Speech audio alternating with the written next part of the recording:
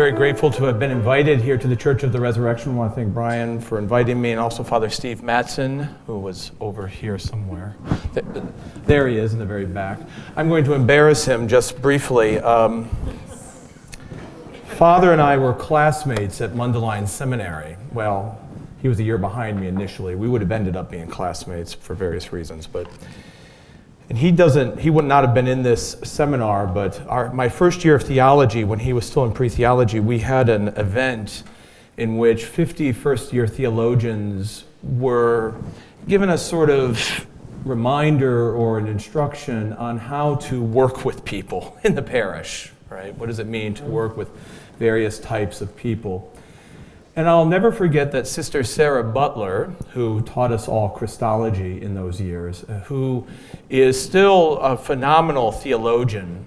She was one of the first women to be invited to sit on the Holy Sees, the Vatican's International Theological Commission by Pope Benedict XVI. She taught us Christology, and we had to be very careful in our essays. She would write in the margins, close to heresy here. This is actually a heresy. And I'll never forget, I remember this all 17 years later, actually it's longer than that, probably 19 years later, she told us after a series of panelists, it was Sister Sarah's turn to speak to us as aspiring young men preparing to be priests. And she talked to us all about the issues of the church, even then. And of course, in today's church, there's a lot more issues with clergy and a lot more difficulties that we're all struggling through. And she said to us something very simple. It was a very simple piece of advice that all these years later, I don't remember much from my time at Mundelein, but I remember this. She said, when you are a priest and you are doing those things that priests uniquely can do, like hearing confessions and celebrating Mass, and preaching, she said, do them well. Take them seriously. Because if you do them well and you take them seriously, your people will know that they have a good priest. And that's all that will matter. And I want to tell you, and I'm probably going to embarrass Father a little bit, even in seminary, I think many of his peers always knew that Father Mattson would be a good priest. He is a good priest, and we always, even as his peers, saw him as a role model in the seminary. So I want to tell you that. I know that I'm not telling you anything you don't already know. So it was a great honor for me to be invited to his parish to speak with you this evening.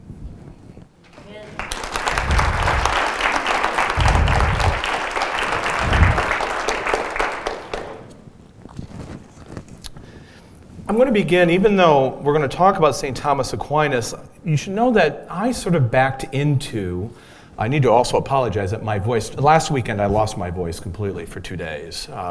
Things are going around, so it's still not at its full 100% power, so it's getting better though. I backed into this whole business with St. Thomas Aquinas, his anthropology, the meaning of love and sex for St. Thomas, by studying first St. John Paul II and his theology of the body. Many of you know, maybe you've heard of the theology of the body. So tonight I'm going to begin just by a quick summary of that, and then we'll move into how St. Thomas sort of helps fill that out a little bit, okay? First, just to say about the theology of the body, that the theology of the body, John Paul II's theology of the body, is a completion or the sum total of Wednesday catechetical audiences. The Pope always speaks publicly on Wednesdays, and John Paul delivered every Wednesday for 5 years, beginning in September 5th, 1979, so not long, within the first year of his pontificate. Every Wednesday he spoke about the theology of the body, love, marriage, sexuality. The only time he stopped was when he was shot. He missed a few weeks for that, understandably. And when there was a Marian year, a year dedicated to the Blessed Mother, so he spoke on the Blessed Mother for that year. Now these are catechetical addresses. They're intended to catechize, so he's talking to educate Christians. He doesn't write the theology of the body for non-believers. It's for you and for me. And so his starting point is Scripture. in the theology of the body. In the theology of the body, he's not interested in making philosophical arguments. He's not interested in trying to persuade non-believers. George Weigel, who wrote really the definitive biography of John Paul II, likes to say that he considers the theology of the body to be a sort of theological time bomb, ready to sort of go off and make a huge sort of difference. In the meantime, since the theology of the body sort of was promulgated or sort of was spoken in the early 80s, and about 10 to 15 years later, a sort of cottage industry, and certainly today, a sort of cottage industry of workshops, books, institutes are all devoted to the theology of the body. Think of people like Christopher West. It's considered radical and groundbreaking. Now, I fundamentally don't believe it's all that radical. Okay. And I don't think that Karol Wojtyła, John Paul II, thought it was all that radical because he was a student of St. Thomas Aquinas. He was a classically trained Thomist. So he had a profound appreciation for St. Thomas's worldview, his anthropology, his morality.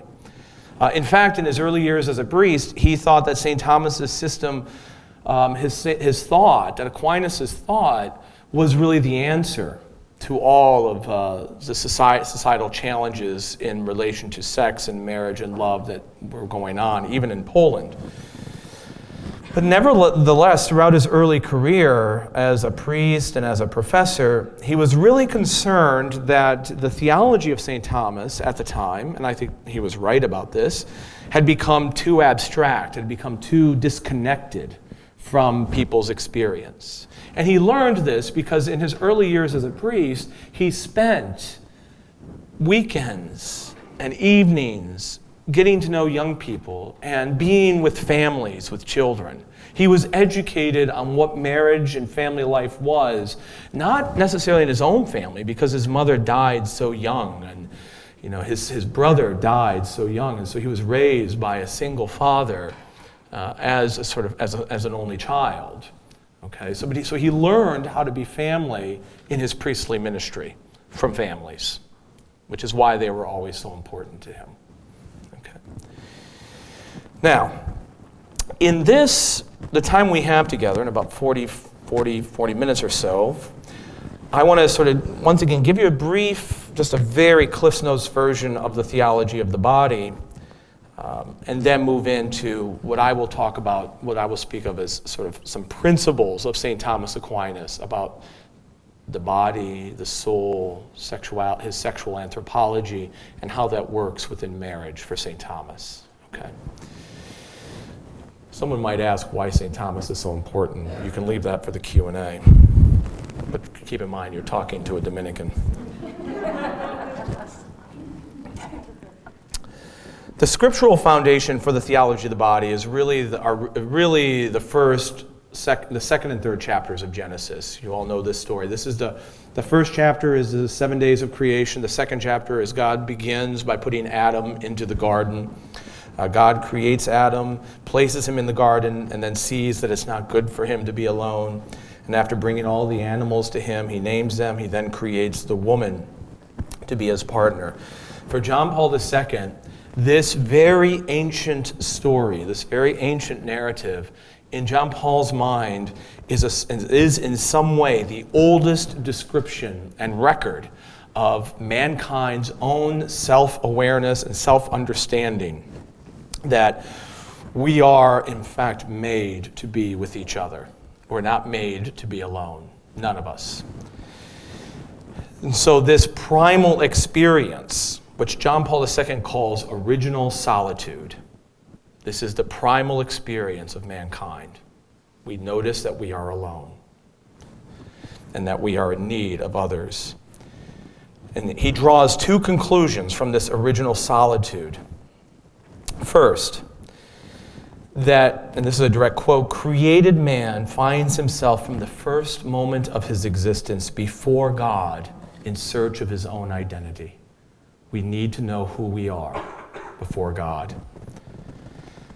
Every person, John Paul believes, is engaged in a search for his own vocation, for who he will be in the world, who he will be in the presence of God. And this is inscribed into our very being. Who are we, and what will we become? The second conclusion that John Paul reaches from the Genesis narrative is that self-knowledge, knowing ourselves, goes hand in hand with knowing the world.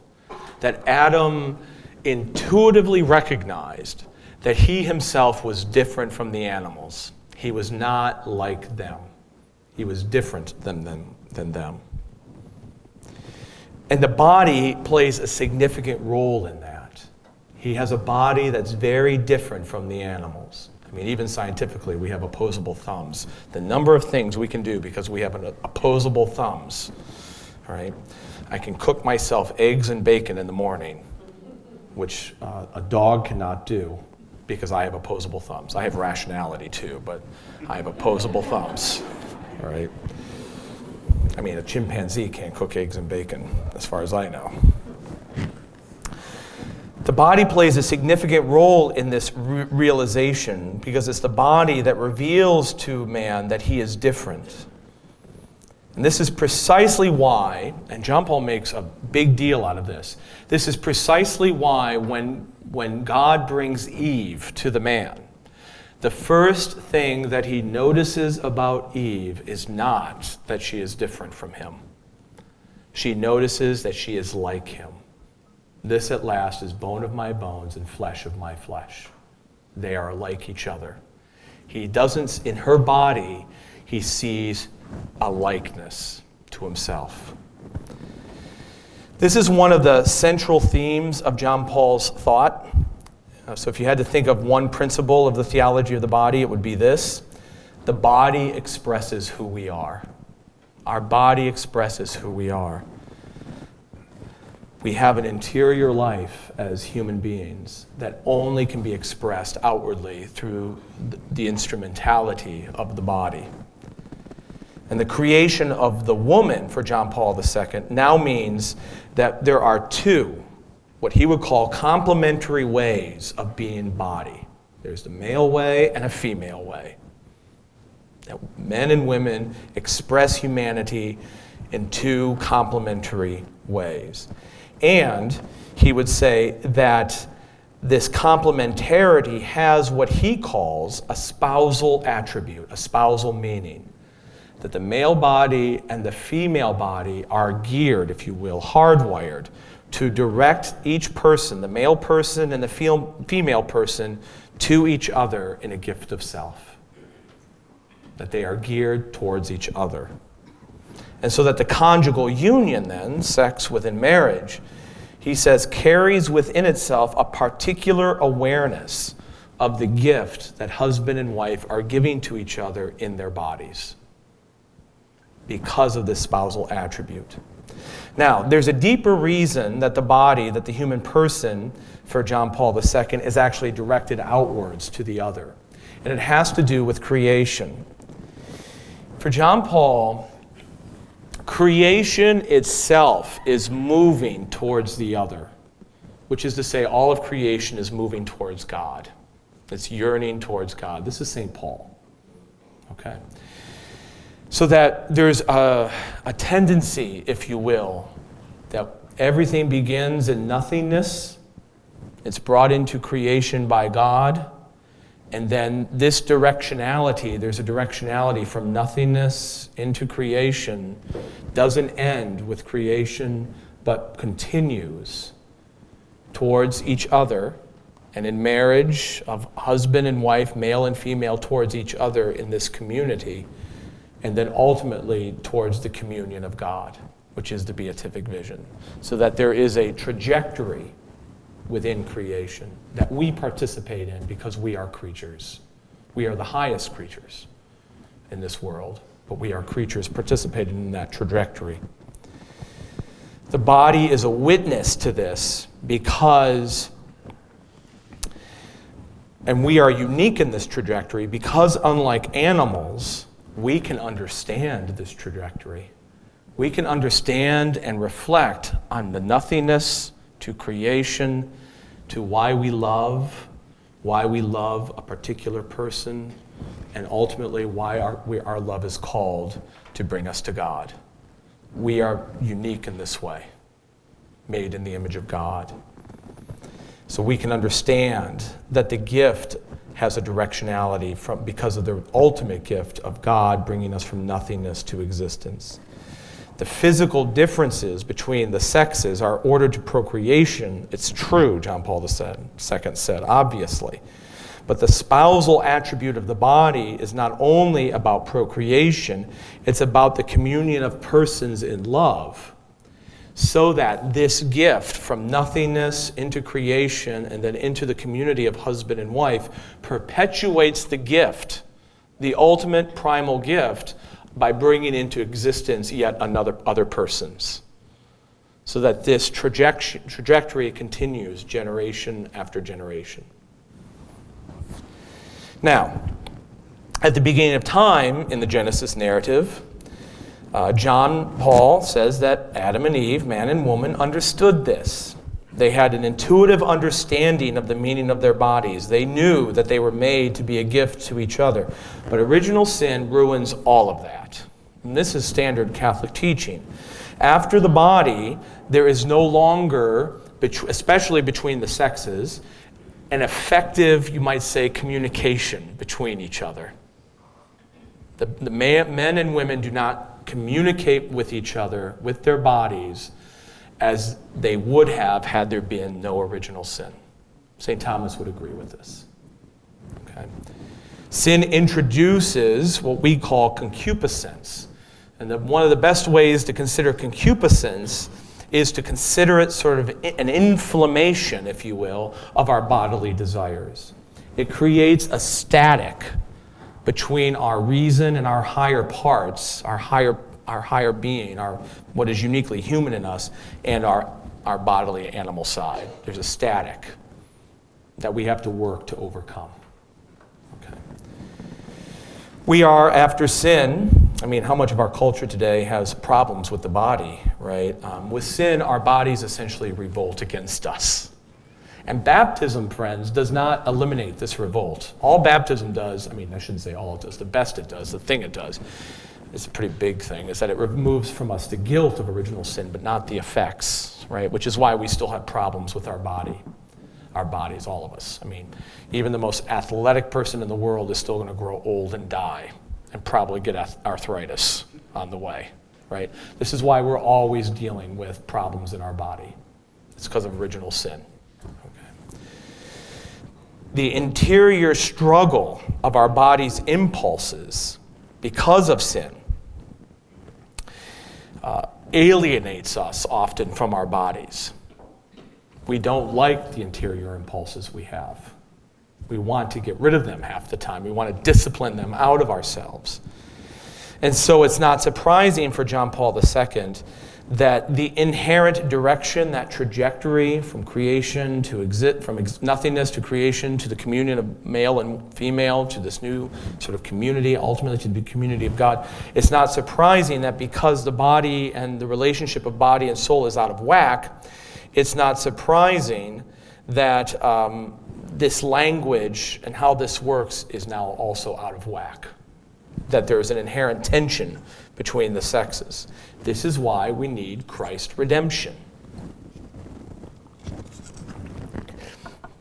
Now, the second major principle of the theology of the body, and then I'll get to St. Thomas, is that it's in the conjugal act, the marital act, that the spousal meaning of the body is on full display in this life for John Paul II, even because of sin, right?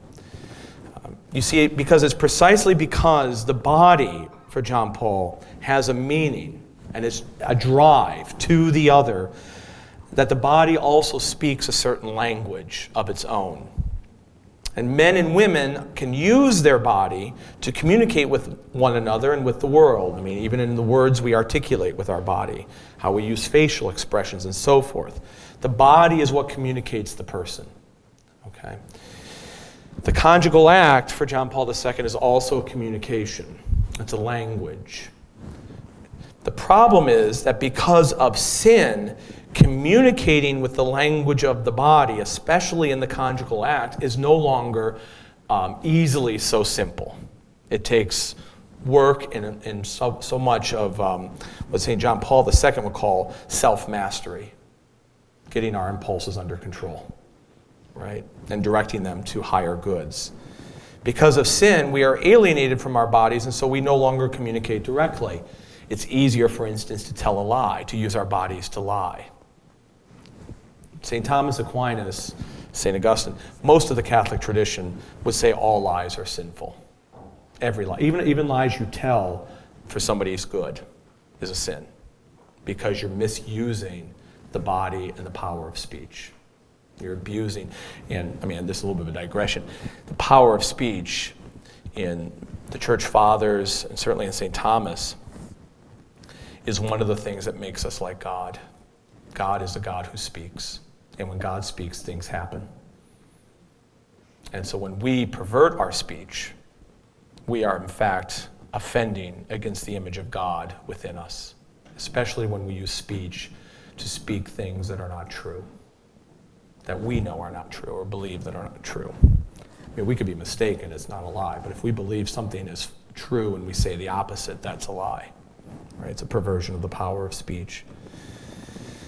And so, for John Paul II, the goal of the moral life, the Christian life, is learning to not only acquire a self-mastery of our bodily impulses, but learning, especially when we talk about married couples, what he says, the word he uses is to reread, in other words, to relearn the language of the body together, so that in the marriage, and especially in the conjugal act, they can actually communicate with each other with what he's going to call the objective meaning of the body and make that their meaning. All this goes back to the fact that for Wojtyła, for John Paul II, the body is objective. We're not allowed to say the body is whatever we want it to be. It's its own thing, and it has an objective meaning.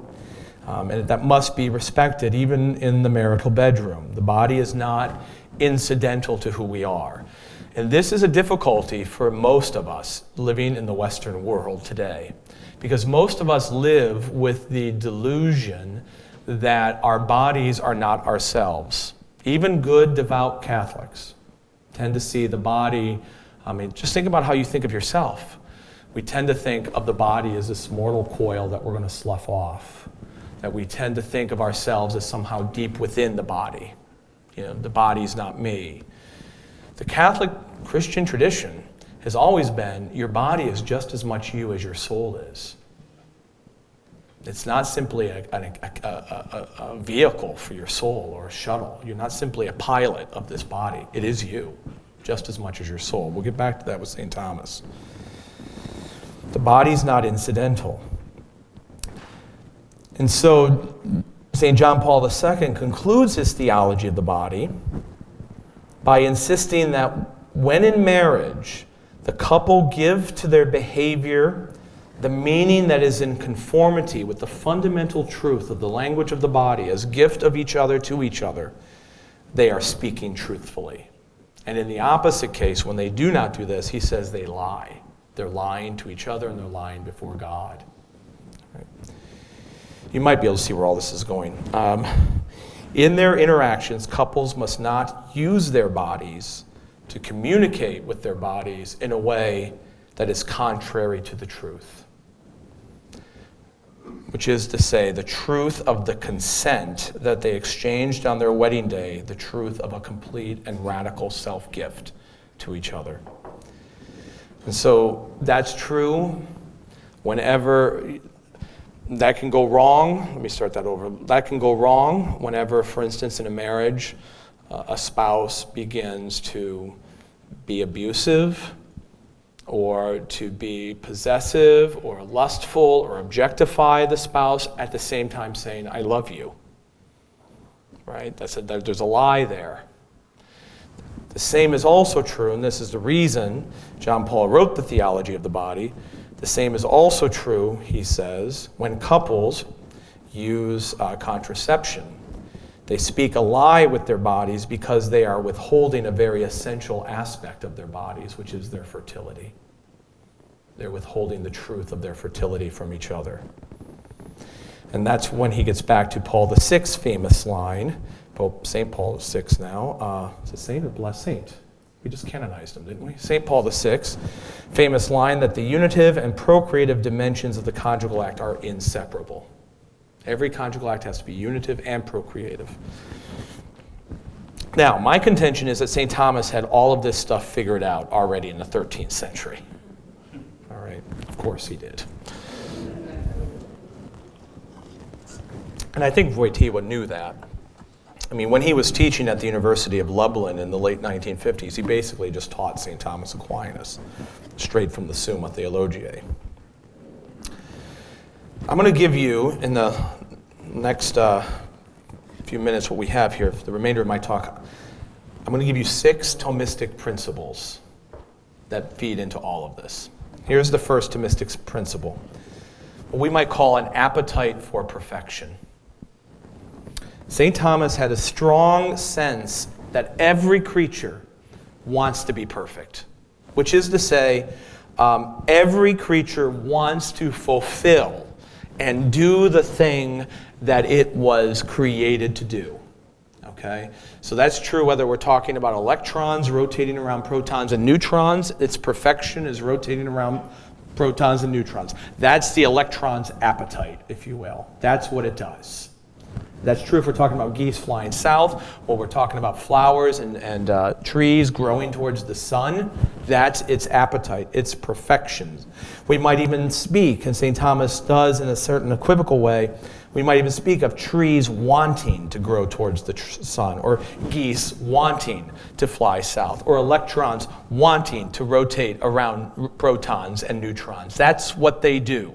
That's their perfection. And here's the thing, every actualization, to become perfect in creation, everything requires something else or somebody else, requires some activity or to be pushed, if you will, into its perfection. The electron will not be perfect unless it is actually moving and doing that rotation around protons and neutrons, okay? This goes all the way to the cosmic level. I mean, the universe wants to keep expanding. You know, planets want to rotate around this, and that's their perfection. You follow me on all this? Okay. Now, this is true, that they need somebody else or something else, some other created being itself. Or, and in some cases, whether it's some other agent, which is the supreme good, who is God himself. I mean, if I had a rock, I sometimes should think I'd bring a rock to these things, my pet rock, I mean, if I have a rock, I'm holding it in the air, the rock wants to be on the ground.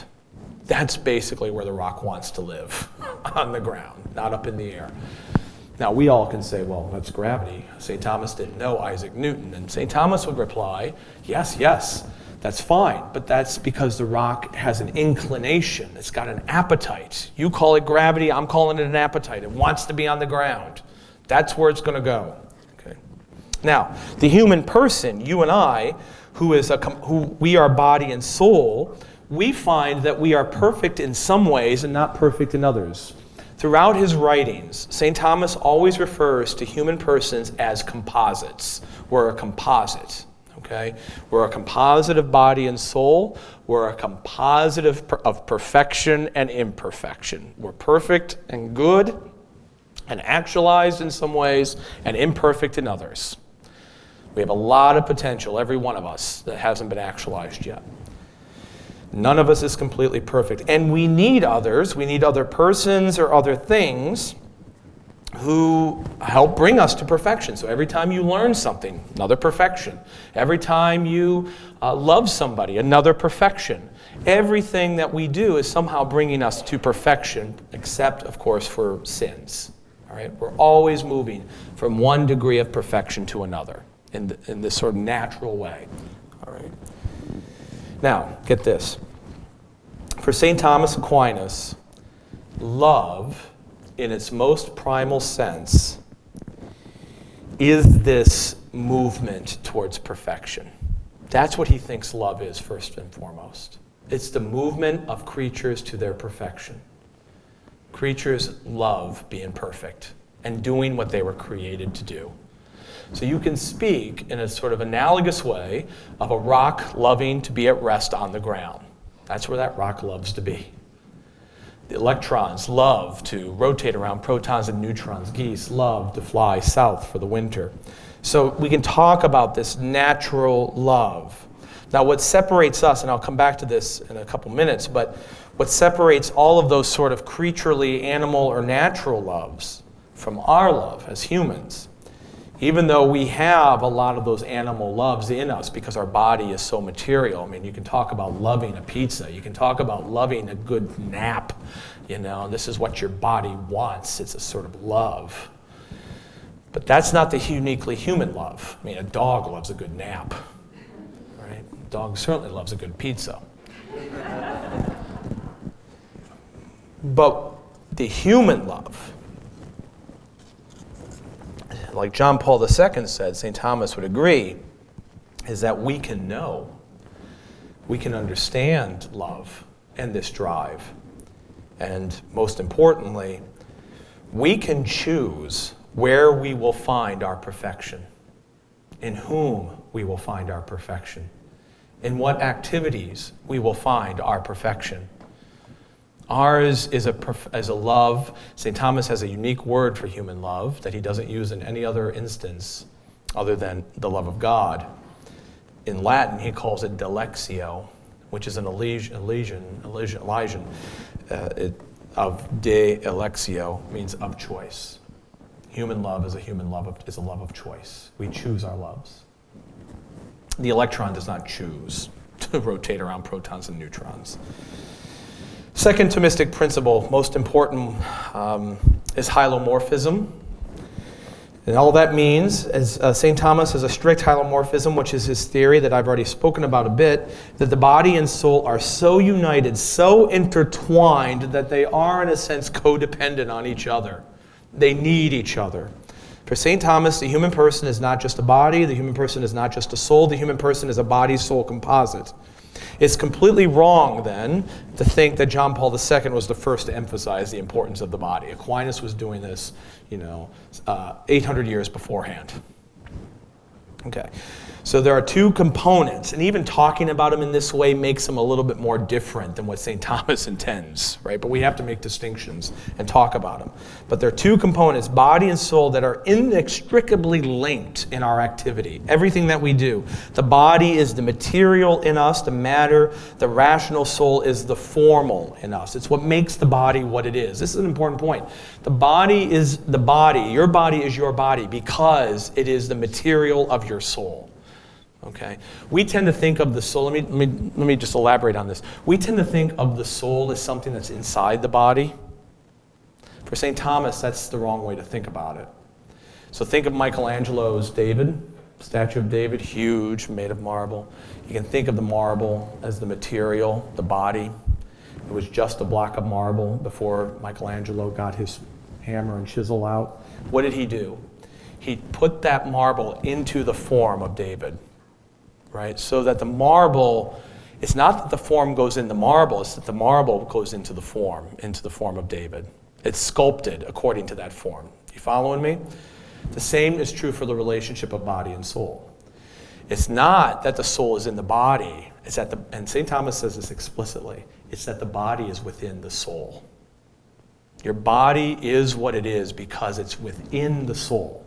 The soul makes your body what it is, with all of its dimensions, all of its curves, all of its biological processes, what keeps those going. It's the principle of life. Elsewhere, he even talks about this, that we often think, all of this goes right through his whole thought, that we often think of the spiritual as somehow the material being separate from the spiritual. St. Thomas says the material exists within the spiritual. All right, so that the material world is sort of within the spiritual world. Not the other way around. The body is within the soul, not the other way around. The body we share with the animals is certainly part of our lower side, and the body is made for the soul, but the soul makes the body what it is. This means that when, for instance, we die and the soul is separated from the body, that in St. Thomas's view, he gets this even from Aristotle, in St. Thomas's view, it's not technically correct to speak of a dead body as a human body. It's a corpse, it's a cadaver, whatever you want to call it, because it no longer has the form of the soul. It's just the material at that point. Now, his insistence on this goes throughout his entire work, his entire life. Even how we think, as you think about our thought process, everything that the soul is able to do in this life requires the body. This is how strong he is on the body. The soul is such a spiritual substance that it needs the body not only to manifest itself, not only to speak its thoughts and to communicate to the world, as John Paul said, but for St. Thomas, it also needs the body to know the world. So like our five senses. I mean, St. Thomas goes through all of this, the five senses, and that everything we know, everything we learn begins with senses of the body, those five senses. It comes in, the brain. He would be so fascinated if he were alive today to know like neurology and neuroscience and to see how we can light up the brain if you're thinking about certain things. All of that's part of the body. Your soul is not your brain. That's part of the body. Okay? But when we think, even when we're thinking for St. Thomas, and thinking about beautiful abstract ideas like freedom and liberty and love and God, even then, our material body, our brain, is helping us to get to those beautiful thoughts that have no sensibility. Like, I can't feel freedom. But think of how your brain, how you use images in your head to think about these things. That's all the body doing that for you. Your memory, your imagination. For St. Thomas, that's all the body. He speaks of memory and imagination all the time. Okay? There is nothing that you can think and know without using your imagination. Right? This is why I'm always suspicious as a Dominican of any spirituality that starts with, please clear your mind.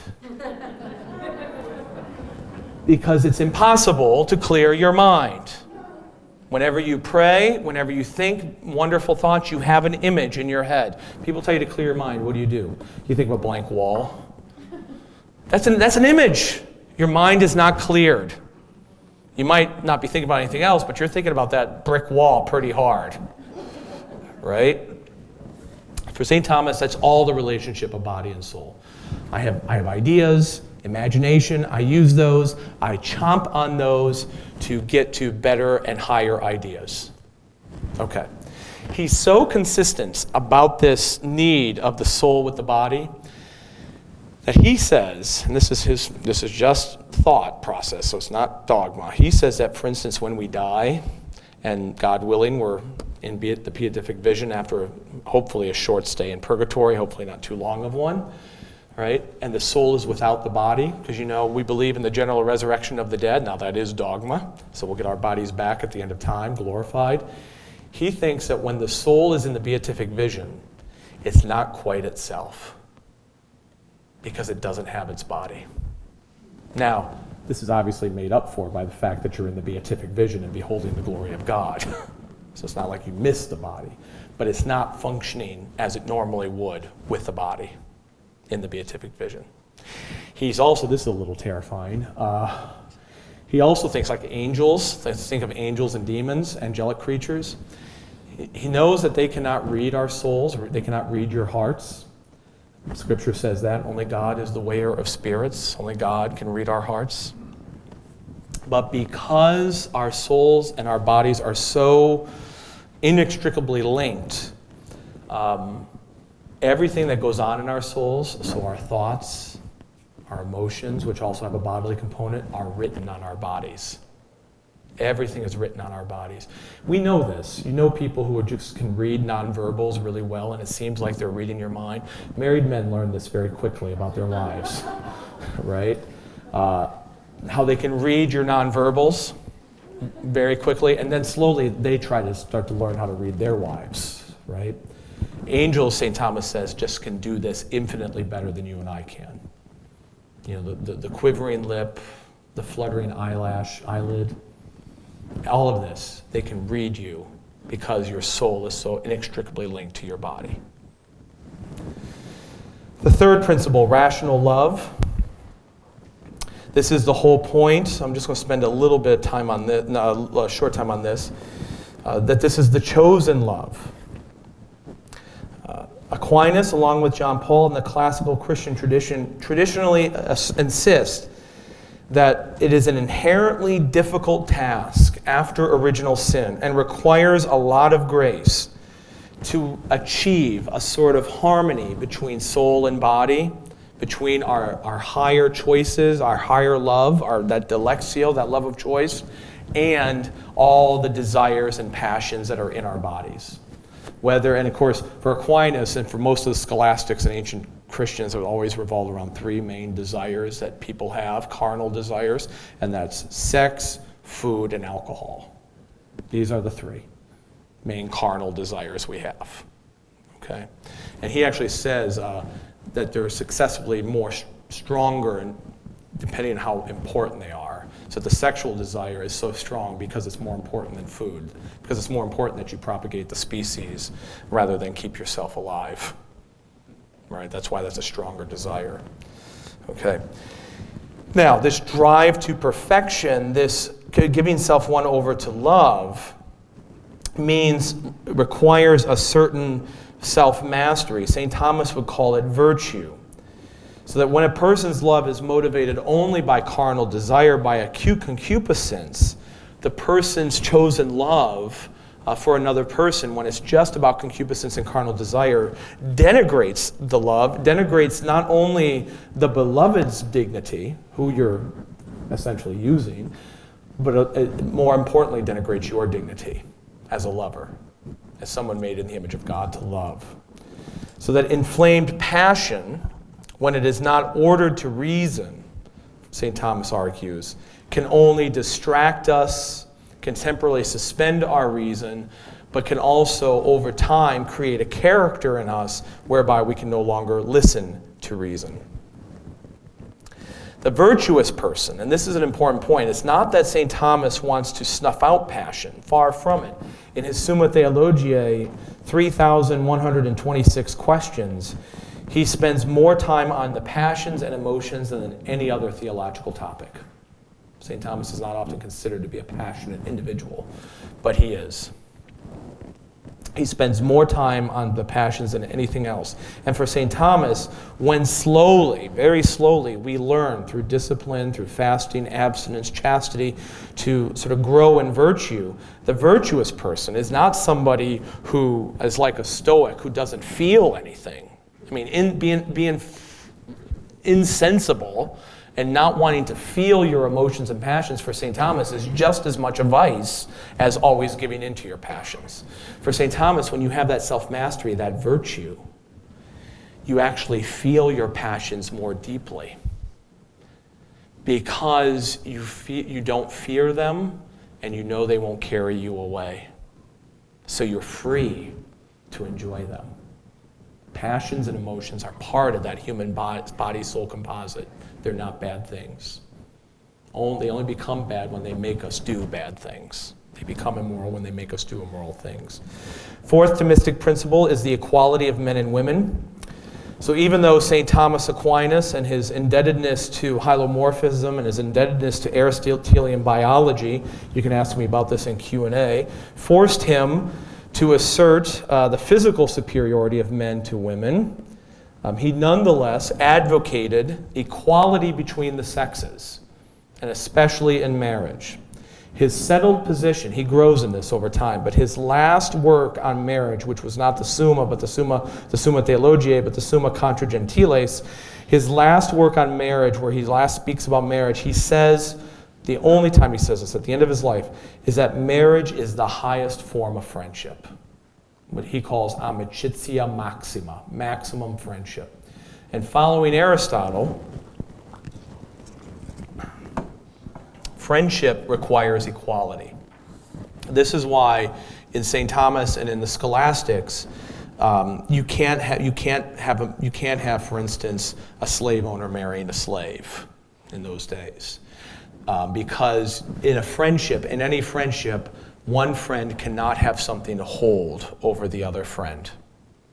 This is why even today, like for instance in the military, fraternization, you can't have enlisted officers becoming friends with, or enlisted men becoming friends with officers of a certain, because there's a command structure in place.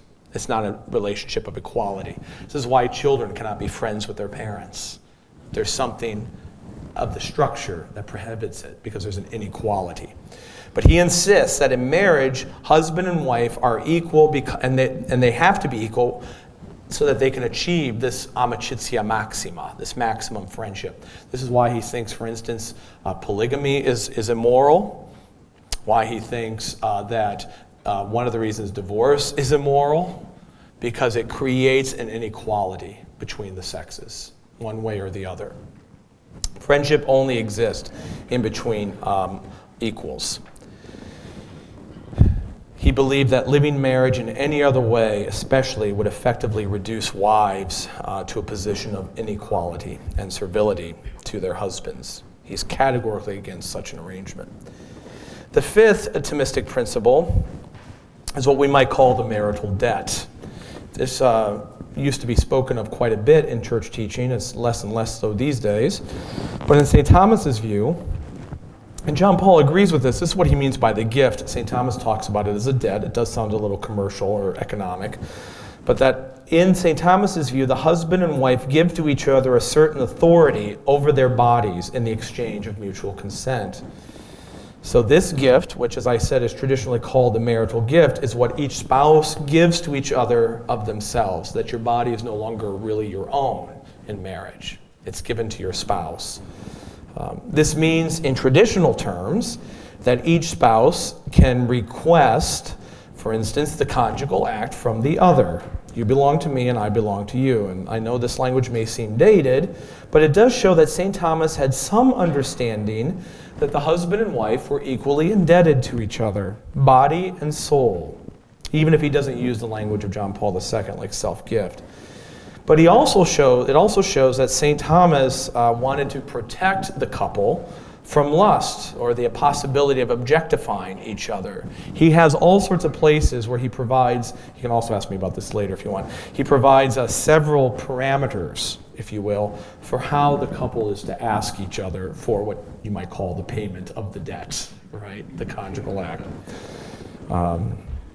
Although I will say he only mentions the possibility of a husband asking his wife, and he only mentions, and he does this to prevent them from lusting after each other, although even there he only mentions the possibility of a husband lusting after his wife and not the other way around, although I presume it's possible for a wife to lust after her husband. He doesn't get into details, he leaves a lot to prudence. But how the couple discern this in their relationship is something that he's very well aware of. The sixth and final Thomistic principle is the formal element of marriage. Towards the end of his life, St. Thomas wrote that the formal element of marriage, so what makes a marriage, is not simply the conjugal act, but what he called an inseparable union of souls. All right, but where's the body in this? Just as the human person is a composite of body and soul, what is formal, the soul, is always united to the material. Just as the body and soul cannot be separated in this life, so neither can the formal and the material elements of marriage be separated. So I would suggest, and this is not Thomas, this is just me sort of trying to bring Thomas along a little bit based on what his own principles. I would suggest that the formal element of marriage, this union of souls, which comes into place through the exchange of consent with the bodies at the altar, because we believe as Catholics that that's when the sacrament is made. When you say, I do, that's the sacrament right there. You've got marriage just by speaking those words. Once again, the importance of language. Okay. That's the formal element. Your souls are united, but this cannot be separated from the material element of marriage, which is everything that the bodies do together. So not simply, obviously doing dishes and paying bills, changing poopy diapers, but most especially in the conjugal act. So that the union of the bodies is the manifestation of the inseparable union of souls. even though the bodies are not inseparably united, right? The souls are, but not the bodies. But the bodies come together to be united at particular points. So, what now? A couple things I'd like you to take away, and then we'll take some questions. First, that for St. Thomas, John Paul II, true love and human love is a rightly ordered love, which means it's the love of God first, the love of self, the love of spouse, and this is manifest in us bodily. We are embodied spirits. We need our bodies to manifest love. Love is not an idea. Love is both spiritual and material. Second, that true love is communicated from soul to soul through the body. And it's possible to lie in these communications. And then third, and we didn't get a chance to talk much about this, but to say that God respects the way he created us. And so that because we are body and spirit, our Christian faith, how God communicates with us, which is to say grace that he gives us, he always gives us through physical, tangible, bodily ways. Christ becomes the second person of the Trinity. The Word becomes incarnate, takes on a human nature, so that tangibly in his body, in his physical face, we can see God and receive grace through his humanity as an instrument. And this, of course, flows down into the sacraments of the Church. For Catholics especially, faith and grace are not simply spiritual ideas. They're very tangible realities. Thank you.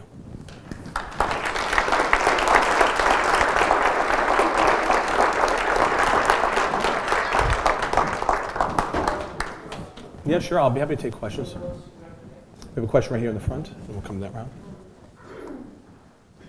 Given John Paul II's high priority on this teaching, going right into it, the beginning of his pontificate, going after it week after week, and the beautiful body of teaching that we have, how do you see Pope Francis and does he have the same mindset, the same priorities? Is he going to, really give that kind of emphasis, or are we in danger of losing some of that prioritization of teaching? Okay, so that's a good question.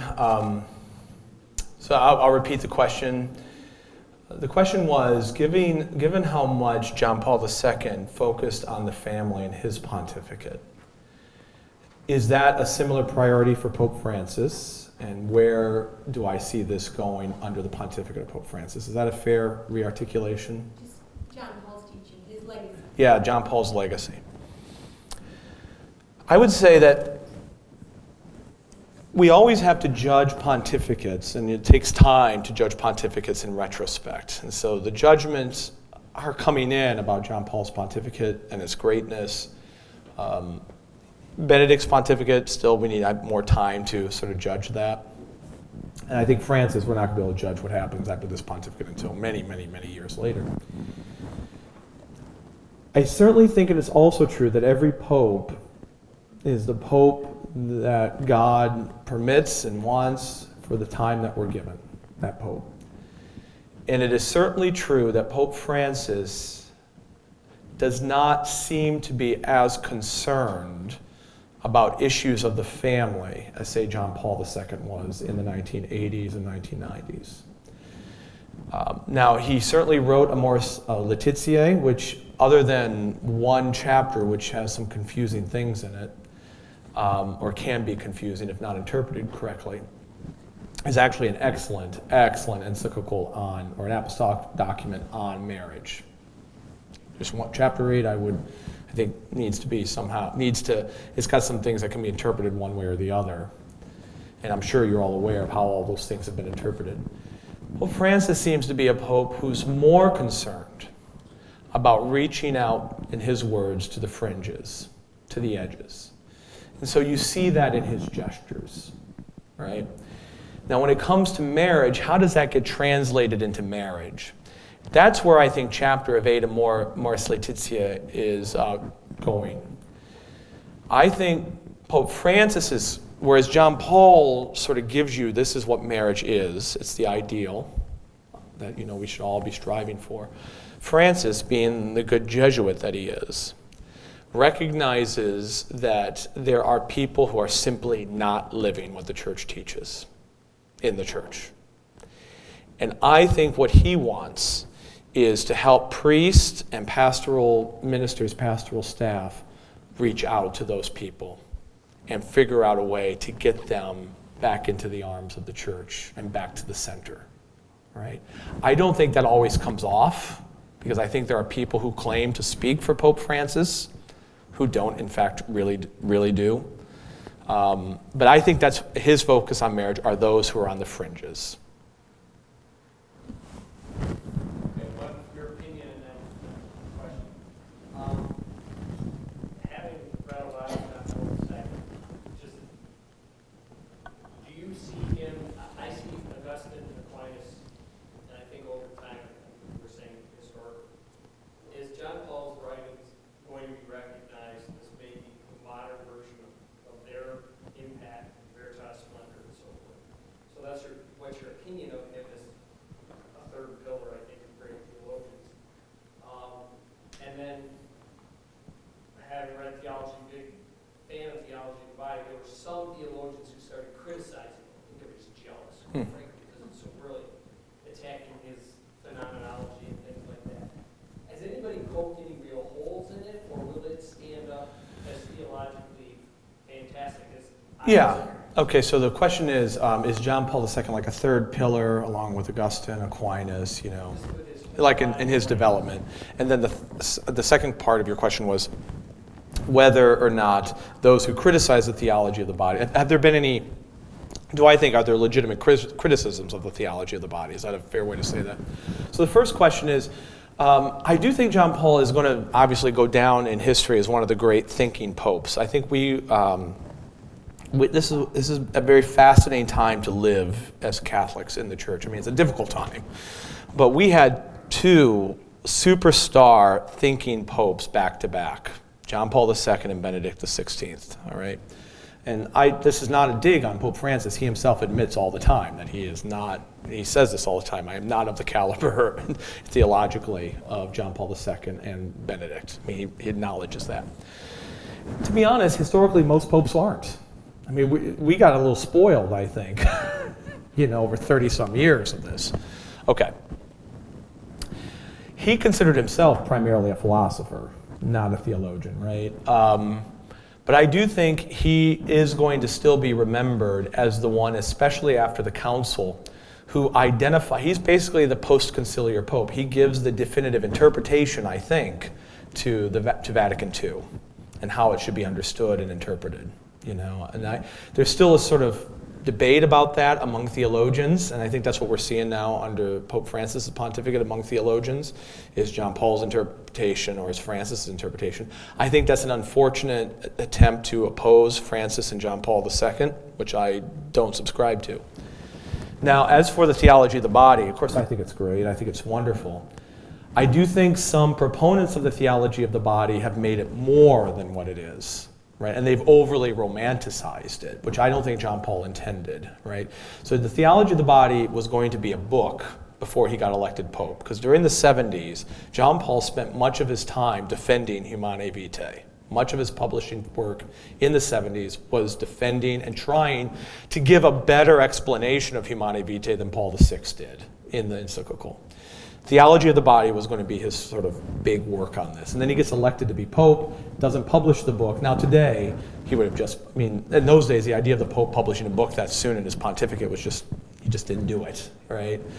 So what he did was in the audiences, as you probably know, he took the manuscript of this book and he would just write a little introduction every week and tell his secretary, okay, take paragraphs 1 and 2 from this page and then put this conclusion in. And that's what he was reading. He was just reading you the manuscript of his book for 5 years, all right? People sort of took it and they've made it more than I think he intended. Are there holes in it? Yes. One major hole. One major hole is that children are never mentioned. in the whole of the theology of the body. The word child never even appears, not once in 5 years. But the whole darn thing is about procreation. All right, so that's a lapse. I think also, and this, I think it was his intention to write this.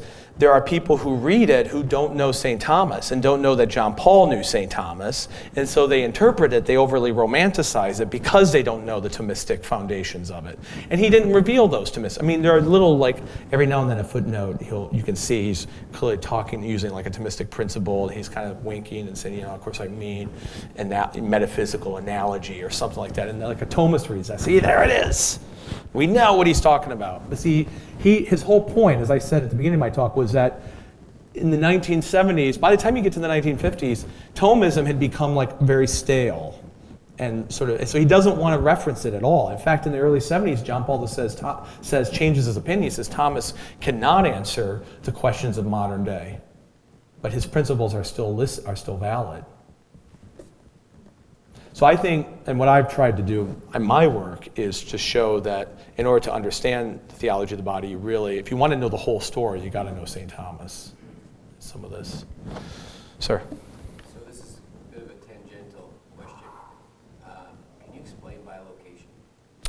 Bilocation, that's a pretty tangential. I'll just say it's a charismatic grace that God gives to some saints in which they seem to appear in two locations at once. Is it body and soul? I don't know that we know. Yes. It's not another bilocation question, is it? No, it's not a bilocation question. So one of the two things that you talked about that seem particularly important to our culture's current confusion of gender, sex, relationships is, I think you said that we are unique in our ability to understand our love, to reason our love, to choose our choice in the direction of love. So it's not just an emotion, right? Which I think we sometimes hear. Oh, well, they love each other. Yeah, don't overthink it. Yeah. Just go with it. The second part, and I think they go hand in hand, is you can't separate body and soul. Right. And so for speaking to a world, relating to a world that doesn't come from that first principle of man relationship to God, are there ways that we can talk about, particularly I'm thinking body and soul being so connected, that can bring about a foundation for that discussion without necessarily having whoever's on the other side of that discussion needing to be founded in a theological principle? Okay, so let me repeat that and see if I got this understanding. So the question is, especially with our current culture's crises in understanding body, gender, sex, is there a way to sort of approach this with people without them needing to be sort of indoctrinated in the theology or even in philosophical principles? I think there's a way that you can sort of, I think there's a way you can sort of get, I don't know that there's a magic bullet, all right? And this is something I think about a lot, right? Especially when we talk about the transgender moment and what's going on with the transgenderism. The thing is, so I have like rapid fire points you can make to people, right? I think, for instance, the culture doesn't take the body seriously enough. And I think people intuitively know that, right? And I think there's ways you can sort of bring out examples that people would be disgusted by or scandalized by. Like we don't let people do with their bodies whatever they want. I mean, the transgenderism thing is, I always forget the name. I always need to remember this name. There's actually a psychological condition in the DSM-4. There are people who think that they should be amputees. And they look for doctors who will amputate their arms for them because they think that they're supposed to not have an arm. We identify that as a psychological disorder. And I think most people intuitively would identify that as a psychological disorder. So I think showing things like that, the body is important in this way. It's going to be difficult, however, to get to a common ground precisely because we live in a culture that is entirely technological. Aristotle calls it for techne, that morality has been reduced to quantity and what we can make and do, right? So that everything now about human nature is malleable in most people's minds. And so living in Washington, D.C., I have these discussions all the time, and it's very difficult to find people who will acknowledge that there is such a thing as a static human nature. You know, that now I do think there are arguments. I think transgenderism, the transgender ideology, is actually going to be an opening for us, because it's sort of like the reductio ad absurdum writ large of all of this. In Washington, D.C., about 3 weeks ago, we actually had at the Heritage Foundation, which is a political conservative think tank, they actually had a panel of feminists, secular feminists, who are not believers, criticizing transgenderism. And this panel wanted to do this event at other locations, but could not find any location who identify as Democrat or left-leaning. You know, the Heritage Foundation was the only one who would give them space to do this. And so you see it's going to implode, right? Because there's nothing more sexist than a man saying, I've always thought that I should be a woman because I think like women think. How exactly is that? Do tell me how women think. I mean, there's nothing more sexist than that statement. Yet, Bruce Jenner said that very thing on a 60 Minutes interview, publicly. I always knew I was supposed to be a woman because I think like women think. Oh, really? So there are ways you can point out the contradictions, and sometimes I think the conversation, we've gotten to such a point where the only way forward is sometimes to point to these contradictions. Okay, yep, please. Something stood out when the human dies, previously probably correct to call it human body. Right. Something. My mind immediately went to some of the artwork within Catholicism of, when Jesus is taken out from the cross and his mother's holding him in his arms. Right. She's looking, adoring, or worshiping the body of prayer, the body of God. Is that right? Yeah. So I'm glad you brought that up. So you brought up my comment about not calling the dead body a body or human body. Glad you brought that up because it allows me to clarify that. It's to say that obviously, and that the reason is precisely because of the union of body and soul that Catholicism, Christianity in general, has always revered the body even after death, because it housed. I shouldn't have used that word. It was the body. It was the body of a living soul, a living person. It was the person just as much as the soul. Okay, so that's why our funerals, why you have to bury a body, why you can't scatter ashes, all of these things has to do with the respect of the body because it was united with the living soul. All right, but for St. Thomas, naturally, you still wouldn't call it a human body per se because it doesn't have the principle of life in it.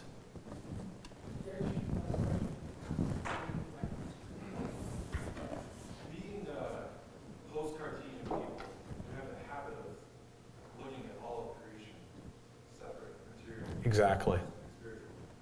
We don't understand ourselves, we don't understand nature, we don't understand the liturgy the way that it's supposed to be understood.